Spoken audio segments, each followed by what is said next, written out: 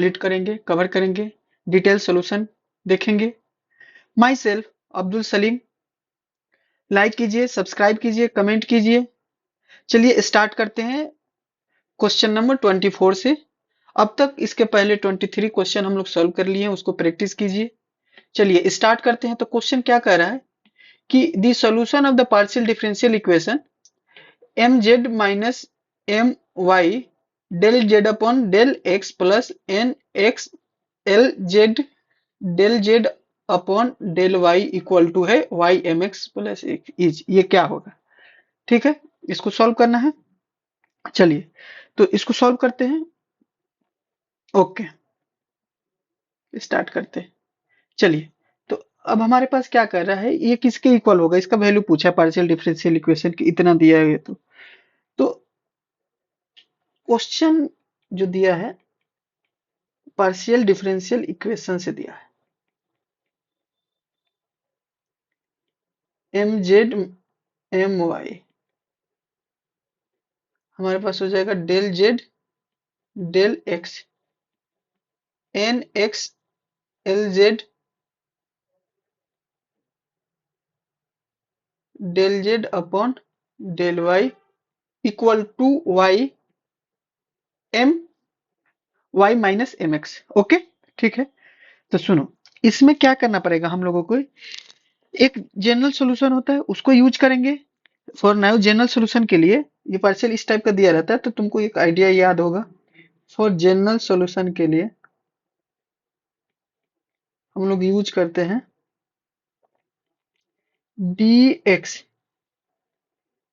M Z minus N Y D Y N X minus L Z D Z बराबर होता है L Y minus का M X. ठीक है, कोई दिक्कत? ओके, ये फॉर्मूला है। यूजिंग मल्टीप्लायर्स इसमें अब हम क्या करेंगे, नाउ नाउ तो अभी यूज किए तो यूजिंग लिख लो। यूजिंग इस इक्वेशन में using multipliers of X Y Z. तो मल्टीप्लाई यूज करेंगे तो हम देखो डायरेक्ट कैसे है, सब में एक्स, इसमें एक्स से मल्टीप्लाई करो, इसमें वाई से मल्टीप्लाई करो, सम करते जाओ, जेड छूट रहा है। अब यहां देखो इसमें करोगे ना तो देखना कितना स्मार्ट बनोगे। एक्स हो जाएगा एम जेड माइनस का एन वाई, ठीक है, plus Y N X minus L Z plus, समझने की कोशिश करना। तो इसमें करो जेड से L Y M X equal to, इधर में हो जाएगा 0। ओके, सुनो, तो अब ये क्या करोगे, 0 लेके चलोगे तो ये तो नीचे वाला चला जाएगा, ये सब 0। तो अब हमारे पास क्या बचा, उधर जाके X D X plus Y D Y plus Z. Okay, और यहां से क्या हो जाएगा, डी जेड इक्वल टू 0। या अब इसको हम लोग क्या कर सकते हैं, इंटीग्रेशन पॉसिबल है, इंटीग्रेट करो। इंटीग्रेट करोगे तो क्या आएगा, X square by 2 Y square by 2 Z square by 2। ये कांस्टेंट का 0 का डिफरेंशिएशन इंटीग्रेशन कांस्टेंट आ जाएगा। तो यहाँ से क्या आ जाएगा, X square plus Y square Z square C1 कर दो, एक आ गया। बोलो, ये आ गया एक मल्टीप्लायर। नेक्स्ट क्या कर सकते हैं, अब इसका एक कर सकते हैं n से, एन डी एक्स कर सकते हैं, या l से कर लो, l एल एन होता है ना, तो पहले l होता है फिर m होता है, l m फिर n होता है। जैसे एक्स वाई जेड लेते हैं ना सीक्वेंस से, उसी तरह से। ठीक है,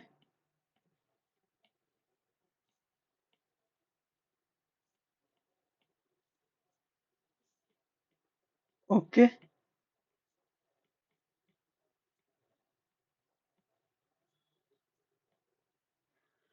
ओके, नो प्रॉब्लम। एक्चुअल में देखो, तुम ये यूज कर रहे हो ना, तो मान लो कि इसमें से किसी के इक्वल को इक्वल इक्वल यूज कर रहे हो। तुमको थोड़ा सा आइडिया देते हैं, ठीक है ना। जैसे कि यहाँ पे आइडिया दे देते हैं तो ऊपर वाला भी समझ में आ जाएगा। यहाँ पे एक किसी के इक्वल की है ये मान लो इसके इसमें से कोई दो लेके चले, एक मल्टीप्लायर वाला लेके चले, उसमें से एक कोई कांस्टेंट ले लिया, ठीक है। तो अब जो ये डायरेक्ट जीरो जो आता है ना, यहाँ जो डायरेक्ट जीरो यूज किया है, इसको समझाते हैं कि यहाँ जीरो कैसे आ गया, ये तुमको बताते हैं। ये इस क्वेश्चन से भी समझ जाओगे, यहाँ से भी। तो एल डी एक्स हो जाएगा, एम डी वाई हो जाएगा, फिर एन डी जेड हो जाएगा।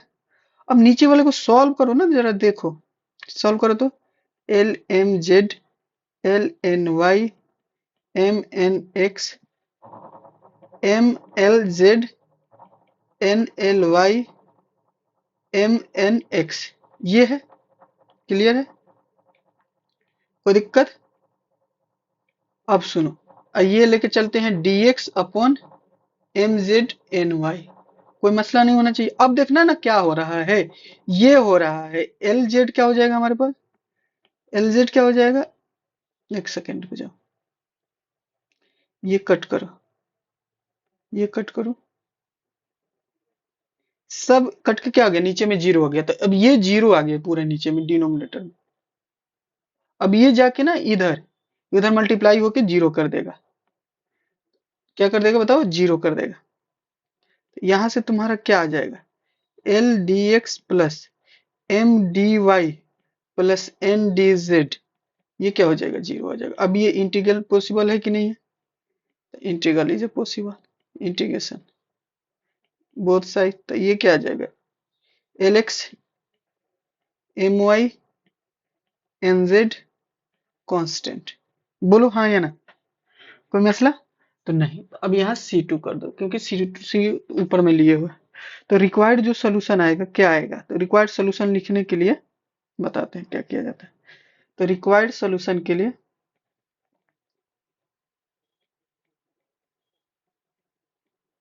रिक्वायर्ड सोल्यूशन हमारा क्या हो जाएगा, तो रिक्वायर्ड सोल्यूशन आ जाएगा, रिक्वायर्ड सोल्यूशन। तो रिक्वायर्ड सोल्यूशन के लिए क्या हो जाएगा, X square plus Y square plus Z square, Z square हो जाएगा, ठीक है। X square plus Y square plus Z square, okay. अब यहां से क्या हो जाएगा, सेकंड में ना कॉमा करके लिख दो, दो जो दो निकाले हो, एटलीस्ट दो तो निकालना पड़ता है। तो ये क्या हो जाएगा, L X plus M Y plus N Z equal to क्या हो जाएगा, जीरो। ये हमारा फाइनल रिक्वायर्ड सॉल्यूशन होगा, ठीक है। देखो किए क्या, जब भी इस टाइप का क्वेश्चन रहेगा, ठीक है ना, तो कुछ नहीं करना है, सिंपल क्या करना है तुमको, हमारे पास यहाँ से ना I think Z Y Z X, हाँ, हम्म, ये जेड एक्स लिखना है, जेड वाई लिखना है, ये इस तरह से फंक्शन बना देना है, ये M Z Y N X L Z, ये क्या हो जाएगा, एल वाई एम एक्स, ठीक है। क्लियर हो गया। अब यहाँ से मल्टीप्लायर यूज करना है, मल्टीप्लायर यूज करके एक इक्वेशन निकालना कैसे भी, क्योंकि ये सॉल्युबल नहीं है, इधर इधर से मल्टीप्लाई करोगे सॉल्व नहीं कर पाओगे, फंसा देगा ही। तो मल्टीप्लायर यूज करते हैं। इसमें से कोई दो फंक्शन लिया जाता है, या एक इसमें से लिया जाता है, एक मल्टीप्लायर्स जो यूज करके जो क्रिएट किया जाता है, तो ये लिया गया। तो ये जीरो इधर आ जाएगा, क्योंकि ये कट के जीरो होगा। इसमें से किसी से भी लेकर करोगे तो जीरो आ जाएगा। तो एक एक्सप्रेशन ऐसे आ गया, इंटीग्रल एक्सप्रेशन लाया जाता है, ठीक है ना, फंक्शन को क्रिएट किया जाता है। तो ये कर लिए। इसी तरह से अनदर मल्टीप्लाई यूज किए, तो इसमें कुछ नहीं करना, एक बार एक्स वाई यूज किए, एक बार क्या यूज किए, एक बार यूज किए हम मल्टीप्लायर्स, मल्टीप्लायर्स यहाँ लिख देते हैं एम एन एल, ठीक है ना, ये यूज किए, ओके। आई इस तरह से क्रिएट करके दो, अब इसको दोनों को ब्रैकेट में लिख लिया जाता है, ठीक है ना, कार्टेशियन फॉर्म की तरह। ये आंसर हो जाएगा, क्लियर है। अब ये कैसे समझोगे, बोलोगे मल्टीप्लायर कैसे यूज किया जाता है, तो मल्टीप्लायर्स यूज करने में थोड़ा सा प्रैक्टिस करोगे तो होने लगेगा। अगला क्वेश्चन देखते हैं, ठीक है, चलो। नेक्स्ट क्वेश्चन क्या हो जाएगा? नेक्स्ट क्वेश्चन हमारा 25 नंबर है। गिवन में क्या दिया हुआ? गिवन में हमारा एक फंक्शन दिया हुआ है, ax प्लस बी दिया हुआ है। If A F X ax plus B है, और क्या दिया है? 3f, कंपोजिट फंक्शन दिया है, कोई बात नहीं। ये कितना दिया है? 8x प्लस 21 दिया है, तो ए और बी का वैल्यू पूछना है। ठीक है, ये रियल नंबर हेयर, ए और बी तुम्हारा रियल नंबर है, और ए प्लस बी निकालोगे उसका सम कर देना है, तो ये आ जाएगा। ठीक है, कुछ नहीं करना है। अब हम लोग को क्या करना है कि ये फंक्शन दिया है, कंपोजिट फंक्शन है, ये तुम्हारा कंपोजिट फंक्शन हो जाएगा। कंपोजिट फंक्शन हो गया, ये तुम्हारा फंक्शन हो गया। अब कंपोजिट फंक्शन को निकालो, उससे क्रिएट करो क्या आ रहा है। ठीक है ना, इसको यूज करके इधर में क्रिएट करो और उसको इक्वेट करके तुरंत आंसर निकाल दो, खत्म। तो ये हो जाएगा फंक्शन। तो चलो सबसे पहले तो तुम एफ एक्स निकालो। एफ एक्स के लिए क्या करना पड़ेगा? तो तुम यहाँ से एक बार यूज करो ना, एफ एक्स लिखो, तो ए एक्स प्लस बी है। अब यहाँ पे क्या करोगे, जहां जहां एक्स है वहां वहां एफ एक्स रखो। अच्छी बात है, स्टेप बाय स्टेप चल रहा है। उसके बाद एफ एक्स का वैल्यू अगेन क्या दिया है? ए एक्स प्लस क्या दिया हुआ है? बी दिया हुआ है, और ये प्लस का बी हो जाएगा। तो ये ए एक्स स्क्वायर, ए का स्क्वायर प्लस एक्स, ये ए बी हो जाएगा, और प्लस ये बी हो जाएगा। ये इक्वेशन 2 मान लो। अब क्या करोगे नाउ, अगेन फिर हमको क्या निकालना है? एफ एफ एक्स निकालना है।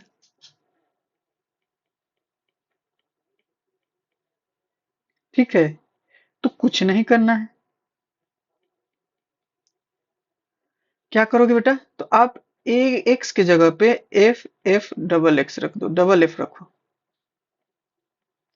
प्लस बी करो, तो ये ए हो जाएगा, और ये A square plus A square X plus A B plus B, then again B plus.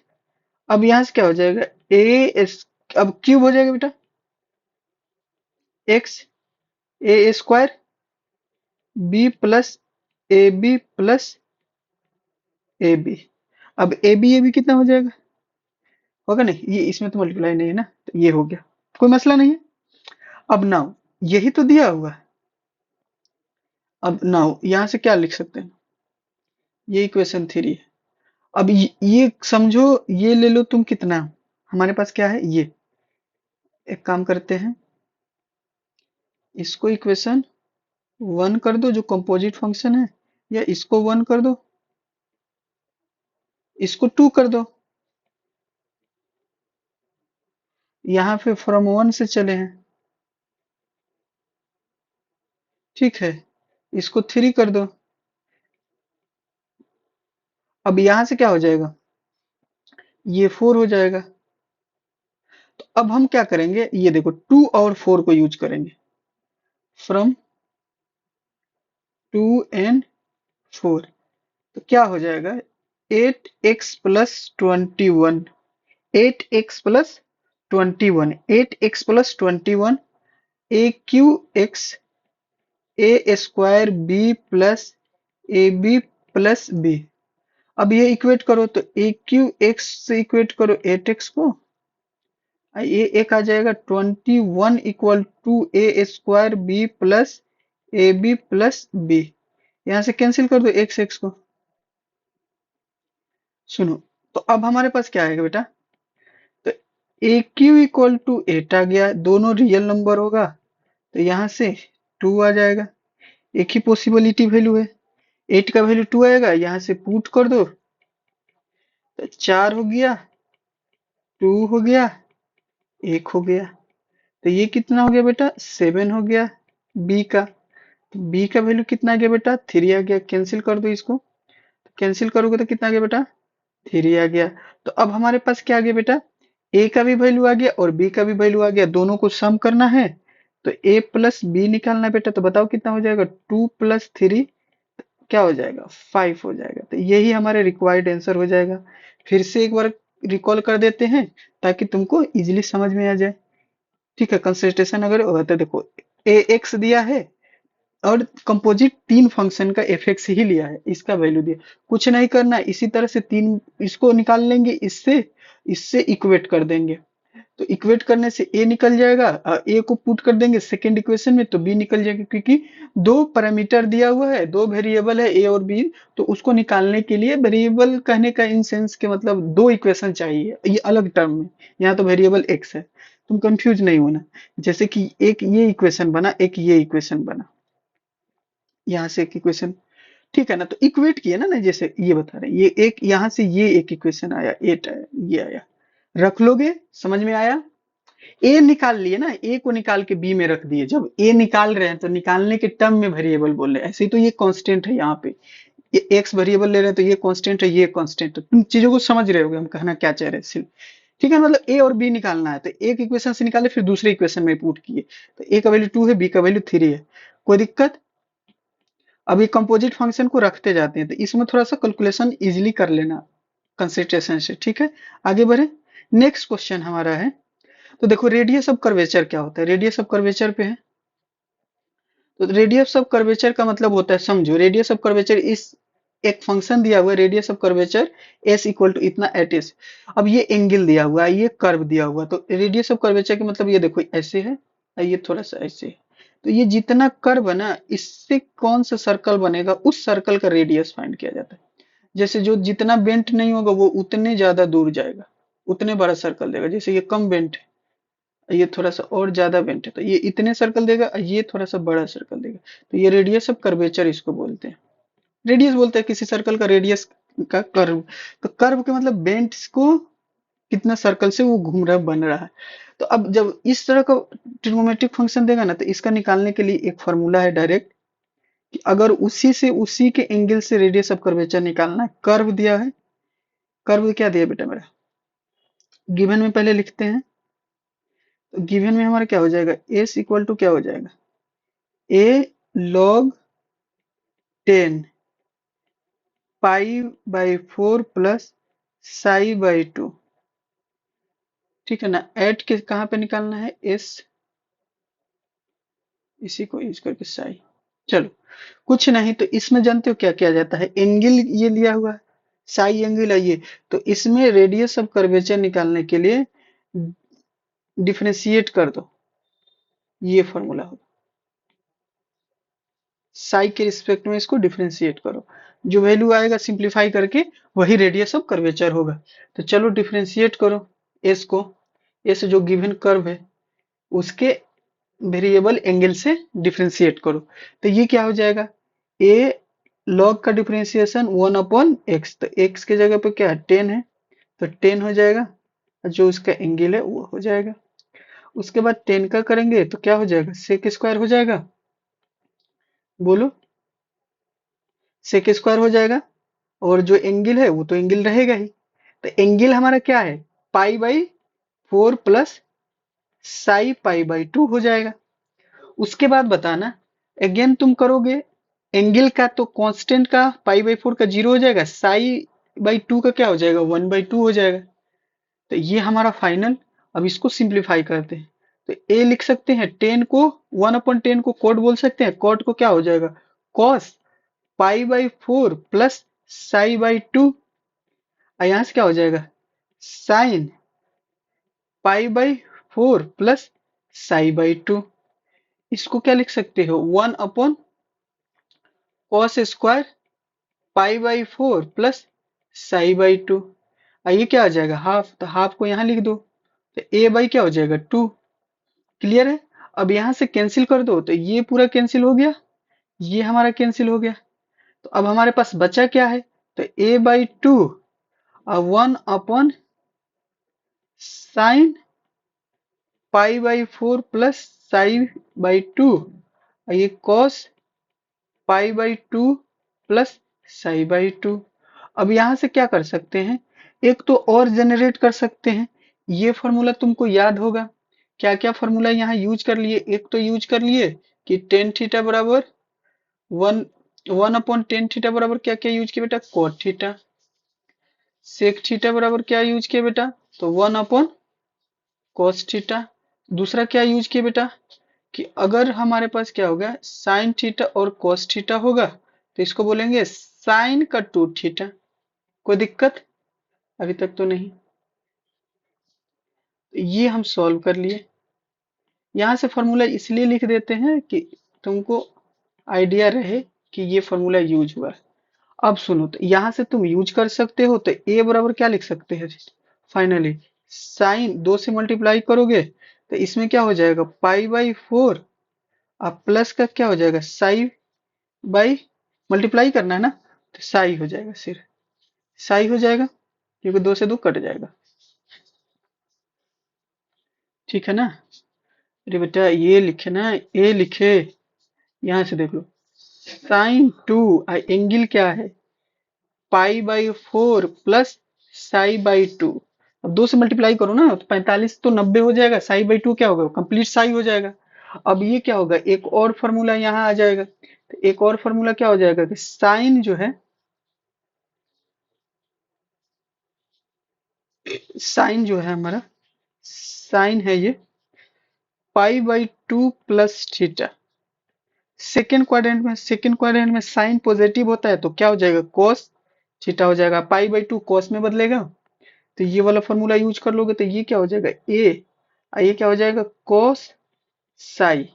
अब कोस साई को अगेन क्या लिख सकते हो 1/cos को क्या लिख सकते हो, तो ये सेक साई हो जाएगा। अब यहाँ से हमारा आंसर जो है रेडियस ऑफ कर्वेचर मिल गया। तो बताओ हमारे पास क्या हो जाएगा, ऑप्शन हो जाएगा 2। ऑप्शन कौन सा हो जाएगा 2 हो जाएगा। बोलो हाँ या ना। सुनो, कुछ नहीं किए, इसको सिंप्लीफाई, रेडियस ऑफ कर्वेचर जब भी तुमको ट्रिगोनोमेट्रिक फंक्शन का पूछेगा जिसमें क्या होगा एंगल में कुछ वेरिएबल होगा तो उस एंगल के वेरिएबल से इसको डिफरेंशिएट किया जाता है कर्व को, जो कर्व को सिंप्लीफाई करोगे आफ्टर डिफरेंशिएशन जो वैल्यू आएगा वही रेडियस ऑफ कर्वेचर कहलाएगा। अब इसी प्रोसेस में हम क्या किए, तो जो प्रोसेस हम बताए उसको डिफरेंशिएट किए, सिंप्लीफाई किए, रखते चले गए, बाकी जो ट्रिगोनोमेट्री का बेसिक फॉर्मूला था उसको यूज किए। उसके बाद हमारे पास क्या हो जाएगा कि एक ये क्वेश्चन किए, इसमें क्या था फंक्शन दिया था कंपोजिट फंक्शन से कंपेयर करके a प्लस बी को सम करना था, तो a प्लस बी हमारा रियल नंबर दिया था, ये सॉल्व कर दिया। उसके बाद क्या हो गया पार्शियल डिफरेंशियल इक्वेशन से सॉल्व करके हम क्या किए, पार्शियल डिफरेंशियल इक्वेशन से सॉल्व करके अनदर क्वेश्चन को सॉल्व करके फाइनल इसका रिजल्ट बता दिया। इसमें ऑप्शन दिया नहीं है, ओके तो इसका ऑप्शन क्या हो जाएगा, दिया नहीं है तो डायरेक्ट आंसर हो जाएगा, और इसका ऑप्शन 7 दिया होते तो इसका ऑप्शन क्या 5 दिया होता, इसका 5 3 ऑप्शन हो जाएगा। अच्छे से समझ जाओ, प्रैक्टिस कर लेना, ठीक है। चलो मिलते हैं नेक्स्ट लेक्चर में, थैंक यू। चैनल को क्या करो सब्सक्राइब कर दो, शेयर भी कर दो, वीडियो को लाइक कर दो और कमेंट कर दो, जल्दी से करो, जल्दी से, और प्रैक्टिस करते रहो। मिलते हैं नेक्स्ट लेक्चर में।